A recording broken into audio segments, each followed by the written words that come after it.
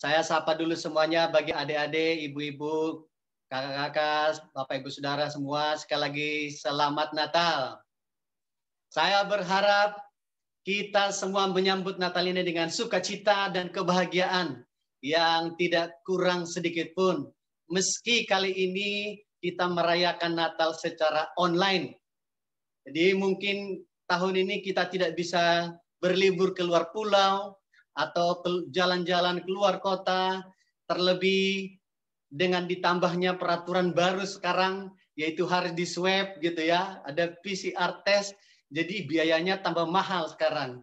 Tetapi kebersamaan dalam keluarga, dalam menyambut Natal, jauh melebihi daripada liburan atau jalan-jalan.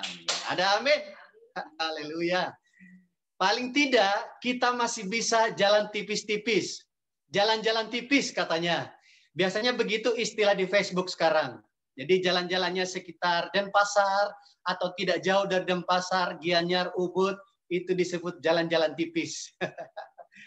Baik, Bapak Ibu Saudara, sore hari ini kita merayakan kelahiran Sang Mesias atau Juru Selamat bagi umat manusia, dan kedatangannya membawa sukacita besar bagi seluruh bangsa. Terus di samping kita lihat bahwa di setiap bulan Desember sampai hari ini di seluruh dunia bergema sukacita puji-pujian bagi Dia, bahkan bukan hanya di gereja. Bapak Ibu Saudara bisa lihat ada fotonya ya. Bisa ditampilin fotonya. Iya, ini dia. Jadi bukan hanya di gereja, tapi juga di mal-mal sekarang, di toko-toko terdengar lagu Natal. Tetapi di antara begitu banyak orang mendengar kedatangan Juru Selamat, masih banyak juga hanya sekedar mendengar. Mereka hanya sekedar tahu, tetapi mereka belum merasakan indahnya di dalam Kristus. Hanya sekedar tahu. Mereka belum merasakan indahnya, betapa damainya di dalam Kristus. Mereka belum mengalami sukacita keselamatan itu. Tetapi kabar baik bagi setiap kita siapapun kita yang ingin benar-benar ingin tahu siapa Tuhan itu, ingin dekat dengan Tuhan itu, ingin bertemu dengan Tuhan itu, pasti semuanya bisa mengalami Tuhan.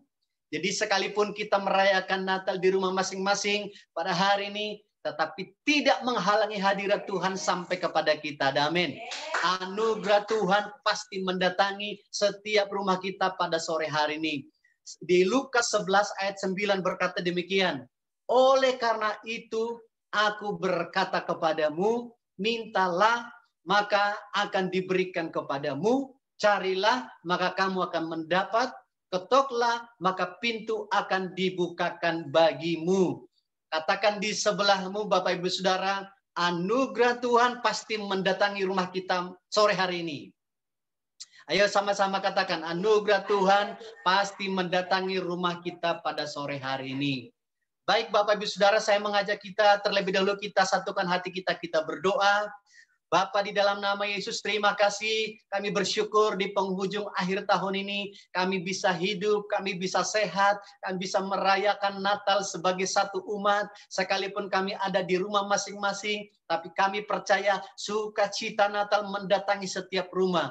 Ada anugerah Tuhan yang mendatangi setiap rumah pada hari ini. Engkau akan memulihkan, Engkau akan menguatkan, memberikan iman, memberikan damai sejahtera.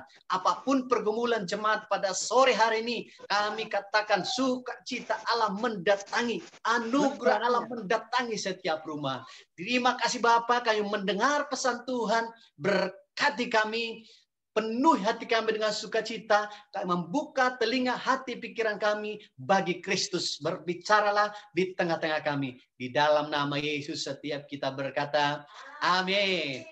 Haleluya. Bapak Ibu Saudara, ada cerita di dalam Alkitab, di mana Tuhan Yesus sengaja datang ke rumah seseorang untuk membawa perubahan dan keselamatan bagi seluruh keluarganya. Nama orang itu adalah Zakheus. Saya percaya semua kita sudah pernah mendengar namanya Zakheus. Dan malam hari ini kita akan bacakan kembali supaya kita ingat apa yang Tuhan Yesus lakukan dan kita belajar bagaimana meresponinya. Kita sama-sama baca ya, di Lukas 19 ayat 1 sampai 10. Sama-sama kita baca ya di rumah masing-masing ya. Mulai dari ayat 1. 1, 2, 3. Yesus masuk ke kota Yeriko dan berjalan terus melintasi kota itu. Di situ ada seorang bernama Zakeus, kepala pemungut cukai, dan ia seorang yang kaya. Ia berusaha untuk melihat orang apakah Yesus itu. Tetapi ia tidak berhasil karena orang banyak, sebab badannya pendek. Maka berlarilah ia mendahului orang banyak, lalu memanjat pohon ara untuk melihat Yesus yang akan lewat di situ. Ketika Yesus sampai di tempat itu, ia melihat ke atas dan berkata, Zakeus, segeralah turun, sebab hari ini aku harus menumpang di rumahmu. Lalu Zakeus segera turun dan menerima Yesus dengan sukacita. Tetapi semua orang yang melihat itu bersungut-sungut. Katanya, ia menumpang di rumah orang berdosa. Tetapi Zakeus berdiri dan berkata kepada Tuhan, Tuhan, setengah dari milikku akan kuberikan kepada orang miskin. Dan sekiranya ada sesuatu yang kau peras dari seorang, akan kukembalikan 4 kali lipat. Kata Yesus kepadanya, hari ini telah terjadi keselamatan kepada rumah ini, karena orang ini pun anak Abraham.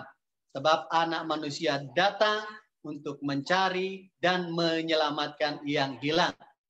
Bapak Ibu Saudara, Zakeus adalah seorang kepala pemungut cukai, atau kalau sekarang ini apalah kepala pajak begitu ya. Dia bekerja pada pemerintah Roma. Nah, pada waktu itu Israel dijajah oleh bangsa Roma. Karena ia bangsa Israel, ia dianggap sebagai pengkhianat bangsa. Nah, saudara, pada zaman itu pemungut pajak biasanya menarik pajak itu lebih daripada seharusnya. Mereka suka memeras rakyat. Semua harus tunduk kepada para pemungut pajak ini. Kenapa? Karena mereka memang diberi otoritas oleh pemerintah Roma. Jadi, karena itu Zakeus dibenci oleh banyak orang. Jadi orang-orang tidak ada yang mau bersahabat dengan dia. Walaupun ia kaya dikatakan. Dan dia dikenal di bangsa itu adalah dipandang sebagai seorang pendosa yang harus dijauhi. Kira-kira begitu. Nah, coba kita bayangkan. Kaya tetapi tidak dicintai masyarakat. Tidak diharapkan masyarakat. Saudara pasti ada satu kegelisahan di dalam hidupnya. Ada rasa tertolak di dalam hidup. Ada rasa tidak berharga, rasa tidak aman di dalam hidupnya. Salah satu kebutuhan kita, di dalam setiap manusia siapapun itu, ada kebutuhan penghargaan, kebutuhan dicintai. Suami ingin dihargai atau dicintai. Istri pasti ingin dihargai. Anak-anak pasti ingin dihargai. Makanya banyak orang kaya, sekalipun banyak harta, mereka bisa jatuh di dalam narkoba. Dengan tujuan apa sebetulnya? Menenangkan pikiran supaya tidak stres. Karena apa? Karena di rumah, karena merasa tidak dicintai di dalam keluarganya. Tidak ada yang mencintai dia. Nah, karena itu pesan Tuhan bagi kita juga pada sore hari ini, setiap kita, mari kita atur waktu di dalam keluarga kita. Jangan sampai suami kita tidak merasa dicintai. Jangan sampai istri kita tidak merasa dicintai atau dihargai. Jangan sampai anak-anak kita merasa tidak dihargai. Karena itu suami harus sering mengatakan kepada istrinya, kamu cantik sekali. Coba yang suami-suami katakan di sebelahnya kepada istrinya, kamu cantik sekali. Ya, kayak yang istri-istri katakan kepada suaminya, wih, kamu ganteng sekali. Kalau saudara yang punya anak, katakan kepada anaknya, wih, engkau anak yang luar biasa. Dan yang anak-anak juga katakan kepada bapak mamanya, papa adalah orang tua yang luar biasa. Mama yang luar biasa. Haleluya. Katakan sekali lagi, kiri kanan saudara, engkau adalah orang hebat dan luar biasa. Nah, suatu kali Zakeus mendengar Yesus yang lagi terkenal pada waktu itu datang ke Yeriko, atau kalau sekarang kita sebutkan Yesus itu lagi viral, gitu ya. Lagi pembicaraan di mana-mana. Dia punya kuasa untuk menyembuhkan orang, menghidupkan orang mati, dan juga dia dikenal bersahabat dengan semua orang, menerima semua orang, sekalipun orang itu berdosa. Jadi Zakeus penasaran sekali, seperti apakah Yesus itu? Dia ingin tahu sekali seperti apa gitu ya. Jadi mungkin di dalam hatinya, kok ada bisa ya orang yang menerima orang berdosa? Kok ada bisa ya ada orang yang punya kuasa yang dahsyat sekali? Kemudian dia, saudara, keinginan tahun dia itu membuat dia berlari, berusaha mendahului semua orang dikatakan. Namun karena badannya pendek, dia tidak bisa melihat, mungkin kerumunannya banyak. Tapi saudara, dia tidak habis akal. Dia memanjat pohon ara untuk dapat melihat Yesus dengan jelas. Ini luar biasa. Dia ingin melihat secara langsung wajah Yesus. Bagaimana Yesus bersikap, bagaimana Yesus berbicara, bagaimana dia cara menyembuhkan, bagaimana dia bertindak, gitu ya. Karena zaman dulu kan belum ada HP, tidak ada TV, jadi tidak ada foto. Jadi Zakeus tidak mau melewatkan momen ini. Dia ingin lihat sekali gitu ya, seperti apa Yesus itu. Nah, saudara, usaha yang dilakukan oleh Zakeus ini itu membuat Yesus melihat kepada Zakeus. Kemudian Yesus mendekati pohon itu gitu ya. Dan dia berkata, "Hai Zakeus, segeralah turun. Sebab hari ini aku harus menumpang di rumahmu." Saudara bisa bayangkan, dia pasti kaget. Kenapa? Kok langsung tahu nama saya? Zakeus, langsung tahu. Saudara, kalau ada orang terkenal memanggil nama saudara, seperti misalnya Jokowi gitu ya, dekat terus datang memanggil nama saudara, langsung saudara, Pak Awai, itu rasa berharga yang sangat amat dalam. Ya, siapapun itu, kalau ada orang baru saja di gereja gitu ya, terus tiba-tiba memanggil nama saudara, pasti ada rasa rasa saudara berharga sekali. Kita orang itu kok tahu nama saya ya. Jadi kita memang harus belajar menghafal nama orang. Mengatakan sebuah nama itu sangat berharga buat orang lain. Jadi Zakeus begitu bersukacita. Dan dikatakan saudara, waktu Zakeus bertemu dengan Tuhan Yesus, hidupnya tidak sama lagi. Ia berubah 180 derajat.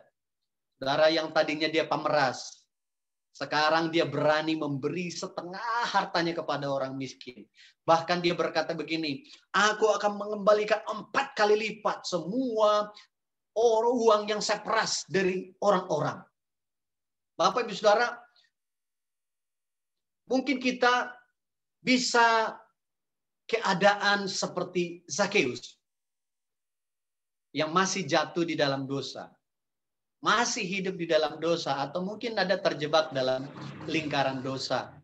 Atau mungkin selama ini kita seperti mengorbankan hal-hal yang berharga di dalam hidup kita. Keluarga kita, meninggalkan kehidupan rohani kita, bahkan meninggalkan iman kita demi harta, demi uang. Tetapi ada kabar baik bagi setiap kita. Kalau kita sungguh-sungguh ingin bertemu dengan Tuhan Yesus pada sore hari ini, kalau kita ingin sungguh-sungguh mencari Dia pada sore hari ini, ada anugerah Tuhan yang sanggup membuat hidup kita berubah total seperti hidup Zakeus. Ada amin, Bapak Ibu Saudara. Mengapa bisa demikian? Karena anugerah Tuhan itu tidak terbatas. Apapun kesalahan kita pada hari ini, apapun dosa kita, bagi Tuhan tidak ada kesalahan yang terlalu besar untuk diampuni. Jadi katakan di sebelahmu, sebelah kiri kananmu, ada anugerah Tuhan bagimu. Engkau pasti bisa diubahkan oleh Tuhan. Apa yang kita alami sewaktu kita sungguh-sungguh mencari dan mengenal Tuhan? Yang pertama kita belajar dari perikop ini adalah anugerah Tuhan pasti mendatangi kita. Amin. Lukas 19 ayat 5 kita baca sama-sama. Ketika Yesus sampai ke tempat itu, ia melihat ke atas dan berkata, Zakeus, segeralah turun, sebab hari ini aku harus menumpang di rumahmu. Nah, banyak orang sedang berkerumun mengikuti Yesus. Kagum mengikuti Yesus. Tetapi mata Yesus tertuju kepada Zakeus pada saat itu. Tuhan Yesus tahu, di dalam Zakeus ada kehausan, ada kebutuhan untuk mengenal Tuhan. Terlihat, saudara, dari cara dia sampai dia memanjat pohon. Dia tidak malu. Padahal apa? Dia termasuk pembesar waktu itu. Dia orang kaya. Harusnya gengsi. Dan tidak ada yang manjat pohon. Tetapi dia memanjat pohon, saudara. Mungkin ada orang yang mentertawakan dia. Tapi dia tidak memperdulikan itu. Dia tanggalkan semua gengsinya itu, saudara. Dan kita lihat. Tuhan Yesus. Apa yang Tuhan Yesus lakukan? Waktu Zakeus sungguh-sungguh dalam hatinya. Tuhan Yesus tidak pasif. Dia tidak menunggu Zakeus yang mendatangi dia. Tetapi Yesus yang terlebih dahulu berinisiatif mendatangi Zakeus. Dan menawarkan dirinya menumpang di rumah Zakeus. Dia sengaja mau datang ke rumah Zakeus. Jadi sekalipun banyak orang memandang rendah Zakeus. Banyak orang membenci Zakeus, menganggap Zakeus tidak pantas gitu ya. Bahkan Yesus menginap di rumahnya dia. Tetapi saudara, Tuhan Yesus tidaklah menilai manusia berdasarkan masa lalunya. Tuhan Yesus tidak menuduh Zakeus sekalipun banyak dosanya. Tuhan Yesus tidak membenci Zakeus, tetapi dia mengasihi Zakeus apa adanya. Demikian juga setiap kita pada sore hari ini, apapun keadaan kita di masa Natal ini, mungkin ada perbuatan-perbuatan jahat yang tidak sesuai dengan firman Tuhan. Mungkin kita selama ini jarang ke gereja, mungkin ada yang masih terlibat judi gitu ya, atau mungkin jarang berdoa, bahkan kita melupakan Tuhan sekalipun. Tetapi kabar baik bagi kita, waktu kita sungguh-sungguh berkata, Tuhan, saya mau mencari Tuhan. Saya mau mengalami Engkau Tuhan. Maka anugerahnya pasti mendatangi saudara. Dimanapun kita pada malam hari ini. Ada amin? Kita pasti bisa berubah. Kita pasti bisa diubahkan. Karena apa? Karena Yesus juga mau tinggal di hati kita, di kehidupan kita, di rumah kita. Dan dia sedang menawarkan dirinya kepada kita pada sore hari ini. Aku mau tinggal di hatimu. Aku mau tinggal di rumahmu. Bukan hanya malam hari ini, tapi selama-lamanya. Katakan di sebelahmu, Tuhan mau tinggal di rumahmu selama-lamanya. Haleluya. Yang kedua yang kita belajar adalah apa yang terjadi. Anugerah Tuhan mengubah kita. Lukas 19 ayat 8 berkata demikian. Tetapi Zakeus berdiri dan berkata kepada Tuhan, Tuhan, setengah dari milikku akan kuberikan kepada orang miskin. Dan sekiranya ada sesuatu yang kuperas dari seseorang, akan kukembalikan 4 kali lipat. Zakeus bersuka cita karena Tuhan Yesus menerima, menghargai dia sekalipun dia berdosa, sekalipun dia dibenci oleh banyak orang lain. Dan sukacita itu membuat harta tidak lagi hal yang paling utama di dalam hidupnya. Zakeus sadar bahwa uang tidak bisa memberi kebahagiaan. Uang tidak bisa membuat dia dihargai oleh banyak orang. Tadinya uang adalah segalanya mungkin bagi dia. Tapi sekarang berubah menjadi anugerah Tuhan. Adalah segala-galanya dalam hidup dia. Saudara, kita lihat Zakeus yang tadinya keras terhadap orang-orang. Sekarang dia malah berbelas kasihan. Tadinya dia egois dan kasar. Tetapi sekarang menjadi orang yang peduli. Tadinya dia serakah. Menjadi orang yang bermurah hati. Dan saudara, dia berkata, setengah dari hartanya, setengah dari hartaku, ku berikan kepada orang miskin. Bahkan kalau ada yang kuperas, akan kukembalikan 4 kali lipat. Saudara, zaman dulu, mengembalikan 4 kali lipat itu adalah seperti hukum bagi orang Yahudi gitu ya. Jadi bagaimana mereka kalau mencuri lembu atau domba, dia harus menggantinya 4 kali lipat. Nah, itu ada di Keluaran 22. Nah, itu hukum itu mengganti 4 kali lipat itu seperti satu supaya dia tidak berdosa lagi. Tanda pertobatan, kira-kira begitu ya. Dan bagi Zakeus, tidak masalah semua dikembalikan 4 kali lipat. Kenapa? Anugerah Tuhan yang dia terima, dia rasakan lebih berharga, lebih indah dari semuanya itu. Nah, perubahan yang dialami oleh Zakeus bukan hanya untuk dirinya, tetapi perubahan hidupnya menjadikan dia jadi berkat bagi banyak orang lain. Amin. Bapak Ibu Saudara, sekalipun kita tadinya hidup egois, untuk hidup diri sendiri, tadinya tidak peduli dengan orang lain, hidup untuk mencari kekayaan sebanyak-banyaknya. Tetapi kalau kita diubahkan di dalam Tuhan, maka kita akan menjadi berkat bagi banyak orang lain. Kita akan menjadi kesaksian bagi banyak orang lain. Saya mungkin bisa cerita sedikit. Hidup saya, latar belakang saya ini, saudara, tidak suka ke gereja, tidak suka akan Tuhan gitu ya. Kemudian hidupnya itu minder, tidak mau bergaul dengan orang lain. Karena dari kecil selalu dibilang, wah anakku yang satu ini malu. Jadinya saya itu hidup saya egois. Bahkan tidak bisa bergaul.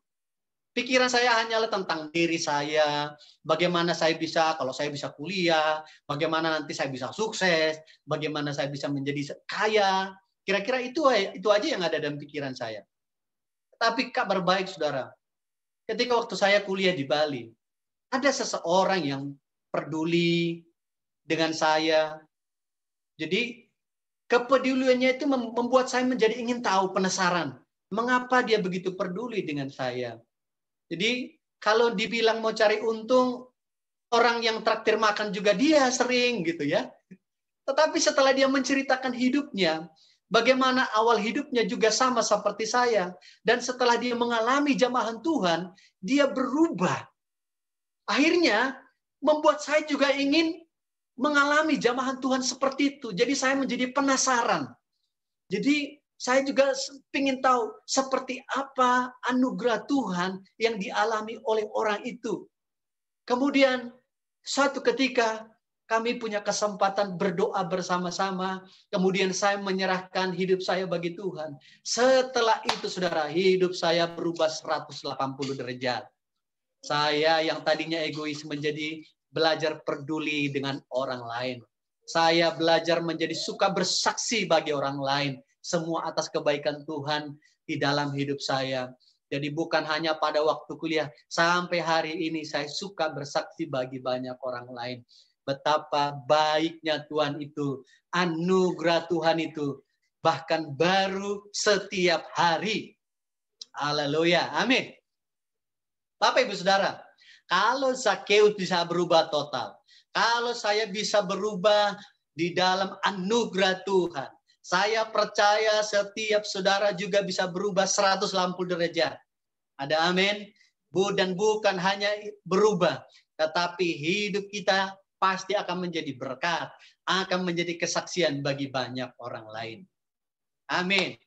Yang ketiga, yang terakhir saudara, apa yang terjadi waktu kita sungguh-sungguh mencari Tuhan, ingin mengenal Tuhan itu? Ada anugerah Tuhan yang akan menyelamatkan kita. Lukas 19 ayat 9 berkata demikian. Kata Yesus kepadanya, hari ini telah terjadi keselamatan kepada rumah ini. Karena orang ini pun anak Abraham. Saudara, perubahan yang dialami Zakheus bukan hanya menjadi peduli dengan orang lain, tetapi yang lebih berharga adalah dia mengalami keselamatan di dalam hidupnya. Dan keselamatan itu bukan hanya Zakheus, saudara. Karena apa? Karena Yesus itu datang ke rumah Zakheus. Berarti kalau pada saat itu ada istrinya, istrinya juga diselamatkan. Kalau di situ ada omnya, ada adiknya, ada anaknya yang mungkin sudah besar, mengerti kebenaran, pada hari itu semua keluarganya pasti diselamatkan oleh Tuhan. Haleluya. Jadi Zakheus ini saudara mengalami keselamatan. Dia diselamatkan kenapa? Karena pada hari itu dia beriman kepada perkataan Tuhan Yesus. Dan karena itulah makanya dia disebut oleh Tuhan Yesus sebagai anak Abraham. Kenapa dia disebut anak Abraham? Karena Abraham itu dibenarkan oleh iman.